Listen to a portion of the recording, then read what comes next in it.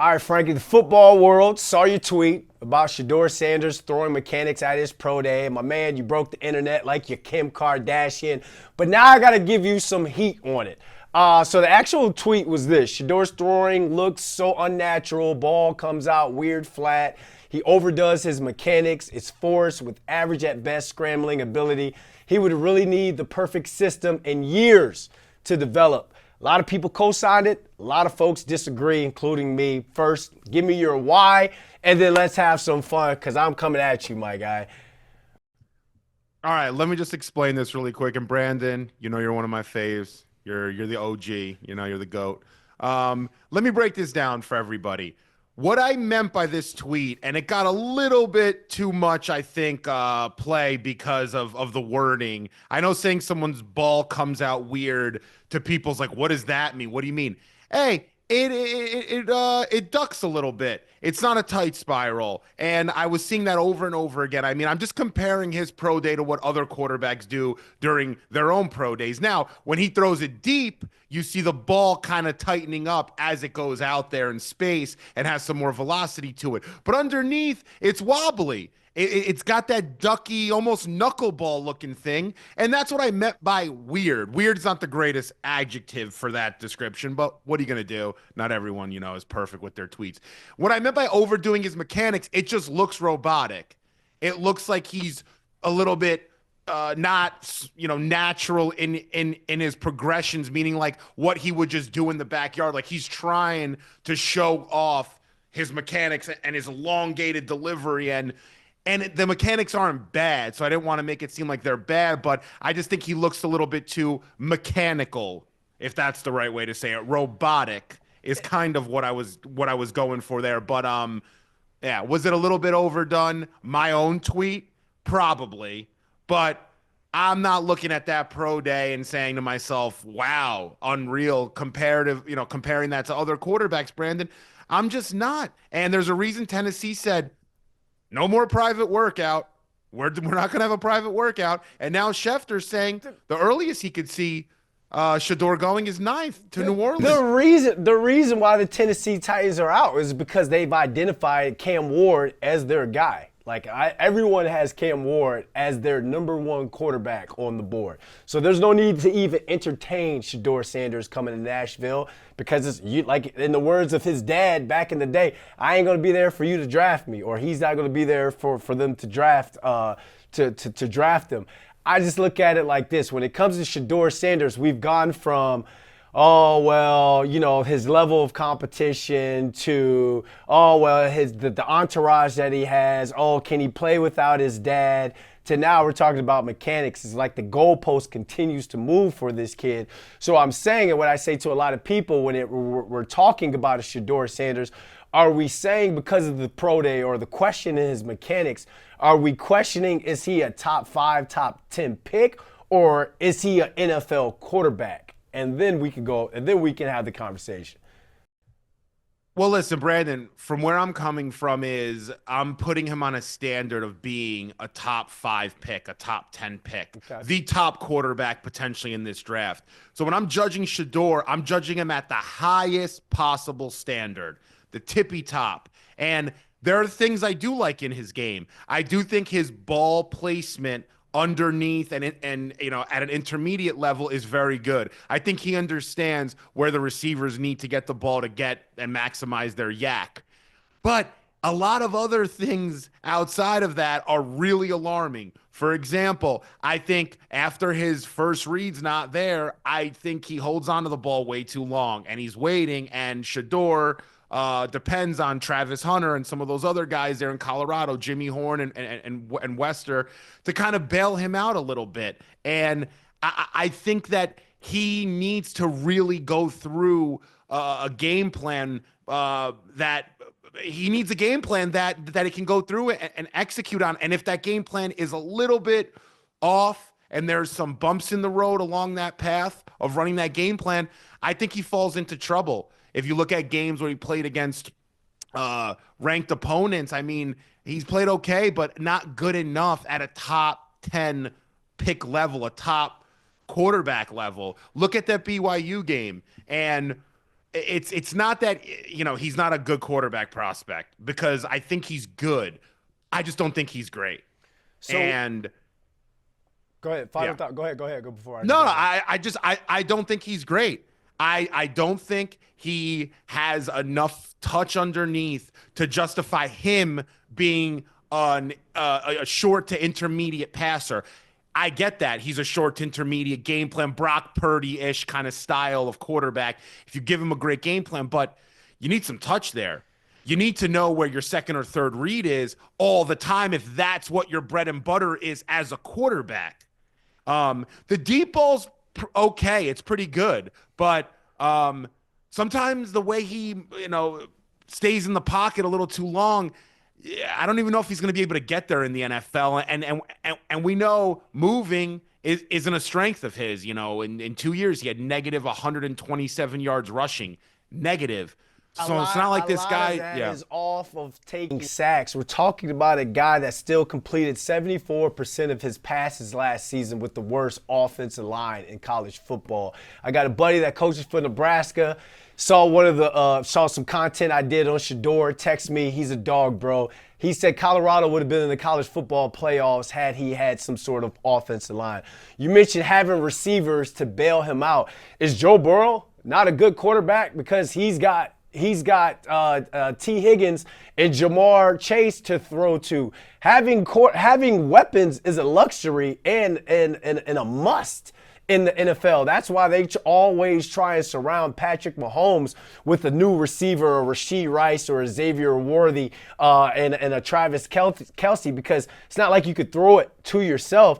So I look at Shedeur Sanders when it comes to his mechanics. The boy's got the most beautiful ball in terms of deep ball out of this draft class, and you can see that. PFF has him on a 94.8 passing grade on deep attempts, 20-plus yards down the field. That's what the NFL is about, is being able to push the football down the field. You can dink and dunk like a Andy Dalton, or you can have some sort of quarterback to where you can control like a Brock Purdy. But when you talked about making that big boy throw on a 3rd and long, or making that throw against a single high safety, and you got one-on-one with the Travis Hunter, Justin Jefferson, Jamar Chase, you're going to need somebody that can throw that football down the field. And your tweet, which I love, because you got everybody in the NFL talking, especially a bunch of NFL guys, the safety for the Jets, talking about him patting the ball, and then guys were going to get a read on that. Darius Slayton, receiver for the Giants, hopped out and kind of had his words for Cisco on that tweet. I'm with him. If you're a DB and you're playing man-to-man, when do you have a chance to look back at a quarterback patting the ball? If you're playing DB and you're playing zone I agree with coverage, that. I think that was overstated. That was that patting the ball definitely stuff. I overstated. agree with you on that. And then if you're playing zone coverage and you're trying to read through a receiver to the quarterback, you try and jump a route, you're dead. You're dead on 9 times out of 10 trying to jump a route, especially when you got quarterbacks that can pat, reset, reload, and throw the football down the field like a Shedeur Sanders. I just feel like this kid's getting a bad rap because of who he is. And it's like there's this whole Shedeur deranged syndrome out there because we continue to try and, I don't say we're trying to mess up his draft stock or anything like that. But I feel as though he's going through what C.J. Stroud, Jaden Daniels went through ahead of the draft in terms of these leaks or things coming out about him, to where someone wants them to fall. So he gets a bad rep for whatever reason because a team wants him to fall and is purposely giving some sort of information out there. And you're rocking the Jet shirt right now. Just say it, man. You want him to be a Jet. You want him to fall to 7 so he becomes a New York Jet. Just be honest. For his sake, Brandon, for his sake and for his dad's sake and family, do not come here, please. Just, stay wherever you are or go somewhere else. Don't come to the Jets because we're not going to be the team to develop you. But getting back into Shedeur a little bit, there's a bunch of variables here that are causing me to think that I would not take the risk of taking him early. And it comes from the system he's in, the competition, the system meaning, I'll get into it, it's a screen, quick hitting a system at Colorado where 28% of his passes were actually off screens at Colorado. You Plus have to. the You amount of got the sacks. worst offensive line. You But can't stay Brandon, back how do you there. have 28% of your attempts are screens and then you lead the nation in sacks? Like something just doesn't add up to me. And the scrambling stuff, the negative yards, the dad factor, the Colorado competition, the BYU game, the arrogance that we've seen on display. And I'm not saying I'm not against people I that know are you are. arrogant. I'm Yep. not. Yep. But it's like, are you really that guy? And that's a question we have to consider here because I said it about Johnny Manziel also.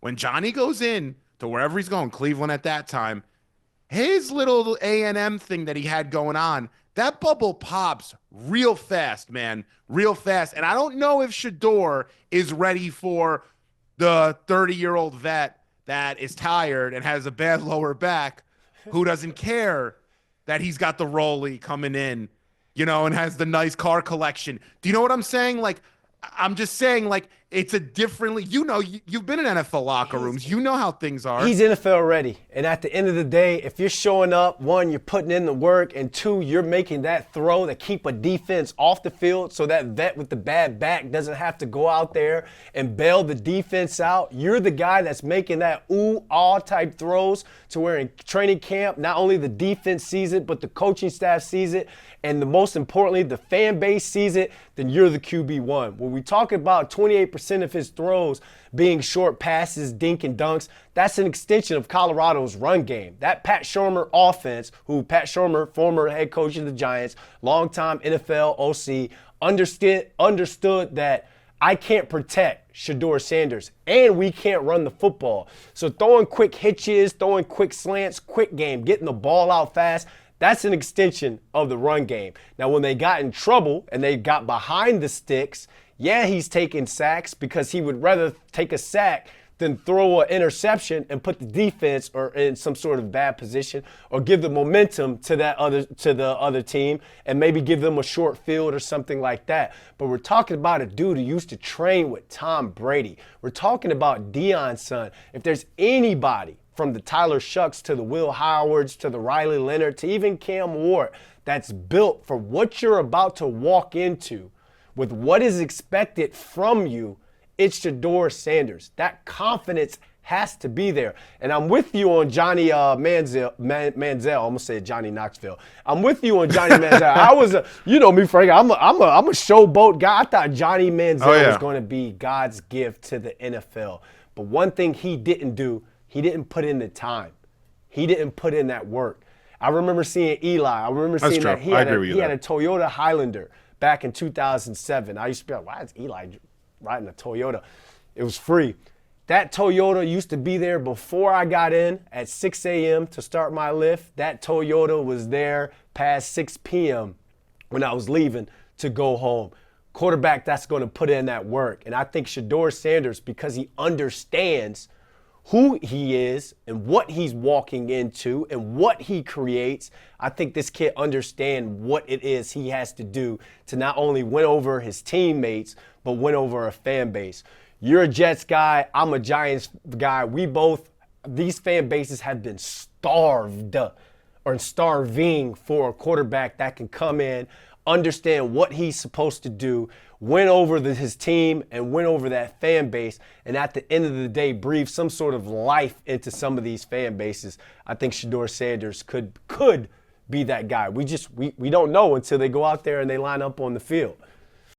Brandon, just the body of work is just, to me, is just not enough to justify a top 10 pick. I have him as a day 2 quarterback, late round 1, maybe. So round 2, early round 2, late round 1, which is fine. I mean, to his credit, he has put together a career coming from Jackson State and really out of nowhere, and is able to put himself in the conversation to be the number 1 quarterback. I mean, that really doesn't happen often coming from Jackson State and how he's been able to progress throughout his college career. I'll give him credit for that. Now, people on the other end, they're going to say, well, Deion helped him. Of course, Deion did. Of course. But he also has the numbers and the games won to back that up. The issue for me is purely purely the body of work. I can't justify an intermediate throwing quarterback that doesn't have great touch, can't really run a read option based system, might be a little small-ish. He's not small, but a little bit. And I don't know if he's going to be able to win over an NFL locker room early on. That's why I think his best way to succeed is to go to a place like the Rams would be the perfect spot, right? Sean McVay. Learn that offense, because eventually, if Shedeur does learn an offense and does stay in an NFL locker room and kind of gets the way that things are done in the NFL, which is always a variable for any quarterback, not just him. I just think it'll go the extra for him being that leader that you're talking about. That kind of gives you that extra oomph to understanding how to be that guy in that locker room or whatever locker room he goes to. Then I think he can deliver. Then I think he could do similar things to like what Purdy was doing, for the Rams these last couple of years, similar to what Jared Goff has done throughout his stint in the NFL. So I look at him as potentially being that. I just think if the Giants, your Giants, my Jets, if they think this kid's going to come in and be the savior, I think we're really taking a really big risk, and I'm not sure the reward matches up with the risk.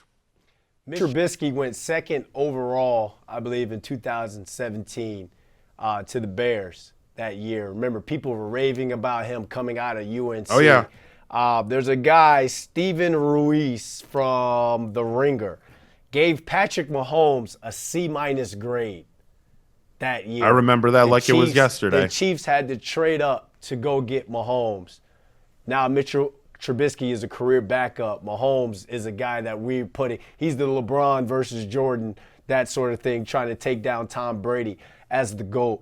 I just look at Shedeur as the most NFL-ready quarterback in this draft. Brandon, let me ask you a question. How many RPOs are in the NFL? Like, how many guys are – I mean, yes, that's a part of it now, but not every quarterback Listen, I agree with you there. I think a lot of times, a lot of NFL teams too, they use the RPO just as like an excuse to play action. Yep. There's no real threat of the run out of the RPO, right? It's really just a play action pass. But Brandon, my question is, unlike Mahomes, I just don't think, or like Mahomes, I'm not sure if Shedeur is able to evade pressure in a pocket and get to the third or fourth read, or even buy enough time in there. Like, I think if his first two reads are there, I think he'll put the time and preparation to go 1-2 or 1-2. But when 1-2's not there, I think he's out to lunch after that. Whereas Mahomes can start being creative. Whereas a Brady can get to 3 because they had it in somewhere in the back of their head that they can find where 3 is, or Manning. I don't know if he has that, and I think that's like the biggest part to his game that I personally am not looking at as being a top, quarterback in this draft. I don't know. Is that a stretch? I mean, where do you think I fall on that? Watching that tape, you don't rewrite the books at the Colorados where you've had Cordell Stewart there before. You don't go and, like you said, get better every year by just going 1-2. Throw it to Travis, throw it to one of the other guys. This kid's elusive enough. Like, not everybody has to be Jaden Daniels to where you can have a free blitzer come off the corner and cover 0, and he can just absolutely flat out beat that kid with the speed and make you pay for it. Shedeur Sanders is elusive enough to where he could step up in the pocket, move around, and make a big play like he did against Baylor on that Hail Mary. He had to get out of that pocket. He had to evade somebody and make a throw on the run, an accurate throw, deep throw on the run at that. So I feel as though like we get it mixed up a little bit because we're trying to compare Jaden Daniels' elusiveness to the old Aaron Rodgers, how he was able to be elusive and mobile enough. But if the kid's a statue quarterback, then you play off of that. That means you play ahead of the game in terms of your pre-snap reads, and you understand where you're going to throw the football. Who do I have? Where's my security blanket in terms of my check down? He's been in pro-style offenses to where that's what he's thinking. He's not looking over at the sideline, reading a wristband, and then you got guys signaling to your receivers on this is what the route is going to be. No, they're getting into the huddle. He's calling out the protections. He's calling out the routes, and he knows his checks and what everybody on the field has to do. That's what I'm worried about Cam Ward with. And you think the sacks, you think this of, college football video game type plays and playbook. Now you get to the NFL and it's all on you. If protection breaks down, that's on you. If someone comes free, that's on you. You should have known that the line can only take Will to take Mike and Sam, but on a different protection, you might have to account for a secondary blitzer plus a will backer or something like that. I don't want to get into the X's and O's of that. But if anybody is ready for that to kind of make up for not having that scramble ability that we fawn over in terms with the Jaden Daniels, I think it's Shedeur Sanders when it comes to that. He's NFL ready, man. But we do have to wait to see what's going to happen when it comes to these guys. But I just feel like he gets a bad rap. Final word, Frankie. We'll close out with you, my man. Final word is this: my New York Jets. I am gonna say one thing and one thing only: draft a quarterback. Just don't do it unless it is trading up for Cam Ward, or I would take one of these later quarterbacks down the line. I would look at the Will Howards and Riley Leonards. And if Shedeur Sanders magically falls down to the 3rd or 4th round, Brandon, I would gladly take him. So, no, with that all being said, this is going to be a very interesting draft. And I'll say this, Shedeur did make this draft more interesting. There were not many storylines coming in. You saw a lot of people saying, oh, there's not many blue chip prospects in this draft. And after the first 3 or 4 picks, this draft is boring. Shedeur's not making it boring. Shedeur has a lot of, polarity that he's putting out there on the internet. And that's good for the NFL, the product, the draft, and just talking smack like you and I have been doing. But yeah, that's it, Brandon. I appreciate you guys, and I'll be back soon. And I just posted on the U Stadium app. I don't think Shedeur is going to go top 5 in the draft, and we'll see. 5, he's going 7 thanks to you, and he's going to your Jets for that hit job you just did. Way to go, man. Hashtag Jet Up loves you for that. You guys land Shedeur. Hey, Frankie, man, this was fun, man. We gotta do this. Gotta do this again sometime, man. Appreciate you hopping on. I appreciate you, man.